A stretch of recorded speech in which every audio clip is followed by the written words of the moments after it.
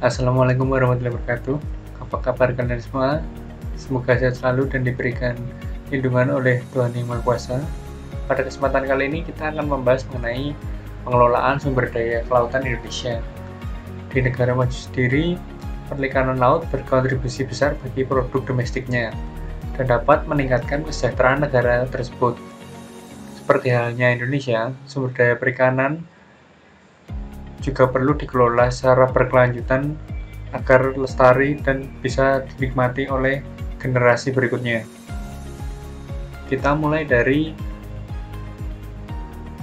pengelolaan sumber daya kelautan yang berkelanjutan. Sumber daya perikanan perlu dikelola dengan baik, seperti penangkapan ikan wajib dilakukan secara legal dan ramah lingkungan. Jika penangkapan ikan dilakukan sembarangan, dapat menimbulkan kerusakan ekosistem laut dan kelangkaan jenis ikan tertentu. Pemanfaatan sumber daya kelautan yang berlebihan atau secara eksploitatif bisa mengganggu keseimbangan ekosistem yang ada di laut. Pemanfaatan sumber daya kelautan perlu berkelanjutan dengan memperhatikan kelestariannya, sehingga bisa dinikmati oleh generasi mendatang. Perikanan laut semakin diminati penduduk terlihat dari permintaan pasar domestik dan luar negeri yang semakin meningkat. Kondisi ini mendorong nelayan untuk menangkap ikan lebih banyak. Kendalanya, sebagai nelayan tidak memperhatikan kelestarian sumber daya perikanannya. Mereka menangkap ikan dengan menggunakan bom, potasium cyanida, atau pukat harimau. Pukat harimau merupakan jaring yang ukuran mata jaringnya sangat kecil-kecil, sehingga ikan-ikan kecil juga dapat tertangkap, dan hal itu bisa membuat ikan di laut menjadi berkurang karena benih-benih ikannya juga ikut terambil. Tindakan menangkap ikan secara ilegal oleh nelayan asing sangat merugikan negara dan nelayan lokal, karena juga dianggap melanggar hukum karena sudah mengeksploitasi sumber daya laut yang bukan milik negaranya. Pengelolaan sumber daya kelautan perlu dilakukan secara berkelanjutan. Prinsip tersebut memperhatikan ketersediaan sumber daya perikanan untuk masa kini dan masa yang akan datang. Penangkapan ikan di laut perlu dilakukan dengan cara yang ramah lingkungan.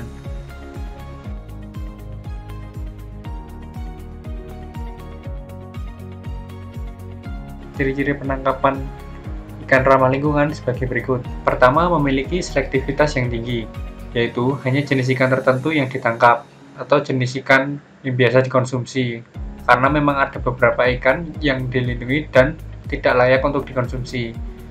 Yang kedua, ada alat tangkap yang digunakan hanya untuk menangkap jenis ikan dan ukuran tertentu. Seperti tadi, kita dilarang menggunakan pukat harimau karena bila menggunakan pukat harimau kita bisa menangkap benih ikan juga. Yang ketiga, tidak merusak habitat atau ekosistem seperti ekosistem terumbu karang. Ekosistem terumbu karang sendiri merupakan habitat atau tempat tinggal bagi ikan-ikan, sehingga kalau rusak, ikan-ikan tidak memiliki rumah dan tidak dapat berkembang biak.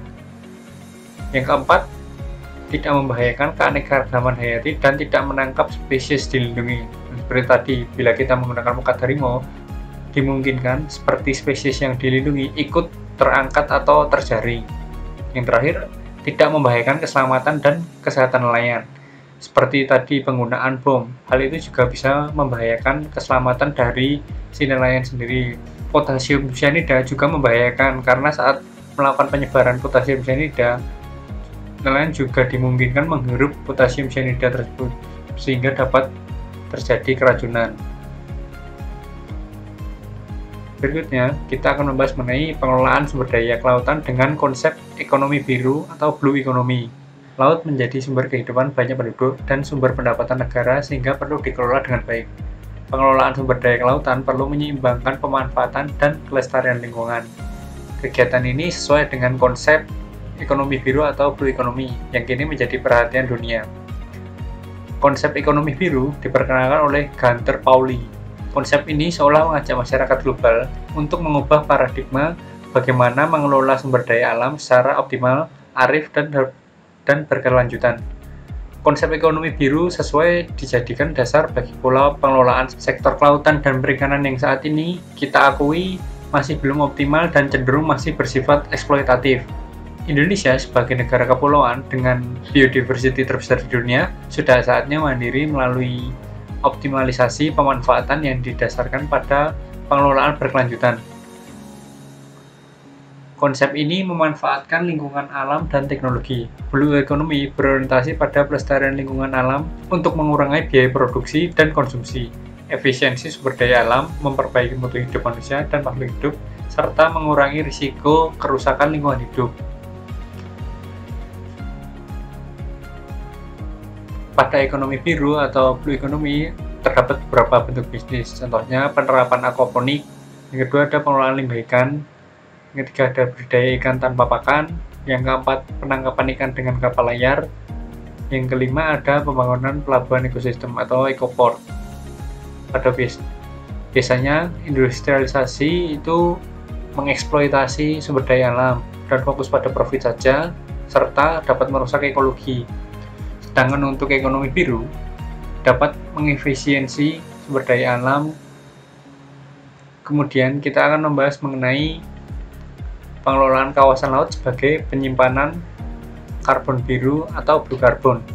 Karbon biru merujuk pada karbon yang diserap dan disimpan di dalam laut dan ekosistem pesisir. Disebut biru karena terbentuk di bawah air. Dalam hal ini termasuk pola ekosistem mangrove, rawa payau, padang lamun, dan lahan gambut pesisir. Hutan mangrove merupakan ekosistem kaya karbon yang mampu menyimpan 3 kali lebih banyak karbon per hektar dibanding hutan yang ada di daratan. Bila dilindungi dan dirawat, mangrove dan lahan basah sebagai penyerap karbon dapat efektif berpotensi besar sebagai mitigasi perubahan iklim. Mengingat ekosistem karbon biru merupakan penyerap karbon yang efektif, ekosistem karbon biru dapat berperan besar dan mengurangi dampak perubahan iklim nasional maupun global. Lahan basah pesisir menyimpan karbon biru dalam jumlah yang besar. Bila kita menggunduli lahan basah, berarti melepas simpanan karbon ke atmosfer, seperti halnya di daerah yang tidak memiliki daerah ekosistem mangrove atau lahan basah. Karbon yang ada di daerah pasti sangat banyak atau tinggi kadarnya. Berbeda dengan daerah basah, penyerapan karbon yang efisien dapat memindahkan karbon yang ada di udara menjadi ke dalam tanah, dan itu bisa mengurangi bahaya karbon terhadap manusia. Hingga saat ini, di banyak tempat, lahan basah dipandang sebagai lahan yang kurang bermanfaat dan menunggu untuk dibersihkan untuk pembangunan. Namun, dengan makin disosialisasikannya mengenai manfaat lahan basah pesisir, diharapkan penduduk semakin sadar akan pentingnya sumber daya laut.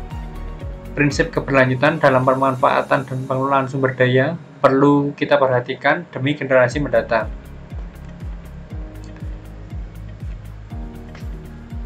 Itu tadi pembahasan mengenai pengelolaan sumber daya kelautan Indonesia.